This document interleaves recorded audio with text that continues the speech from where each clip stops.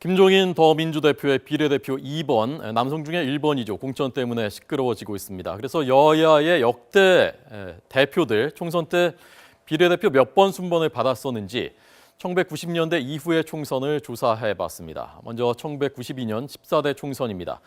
당시에는 직능을 대표하는 비례대표라는 표현이 아니었고요. 거물급들을 간판으로, 당의 간판으로 삼는 전국구라고 불렀습니다. 그래서 당 대표들이 1번을 맡아서 전국 선거를 지휘하는 경우가 많았습니다.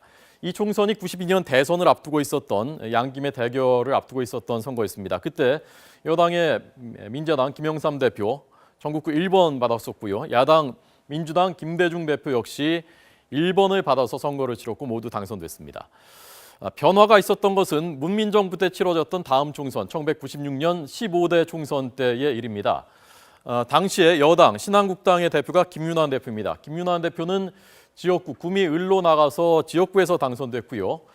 그런데 야당 국민회의에 김대중 총재는 전국구 14번을 받았습니다. 배수진을 친 것이죠. 그런데 선거 결과는 13번까지만 당선됐습니다. 그래서 하나 차이로 본인은 비례대표, 당시 전국구에서 낙선했었습니다. 다음 총선, 김대중 대통령이 집권한 뒤인 2000년 총선, 16대 총선입니다. 그때 여당이 된 민주당은 서영훈 대표, 시민단체 출신이었죠. 1번을 받아서 당선됐고요.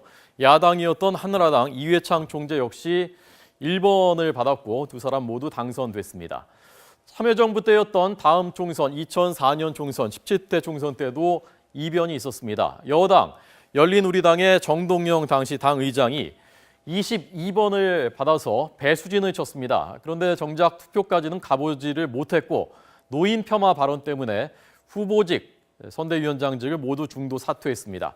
당시 야당, 한나라당의 박근혜 대표는 비례대표로 나서지 않고 지역구로 나서서 당선됐습니다. 다음 총선은 이명박 정부 시절입니다. 2008년 18대 총선입니다. 두 당 대표가 모두 이때는 비례대표로 나서질 않았습니다.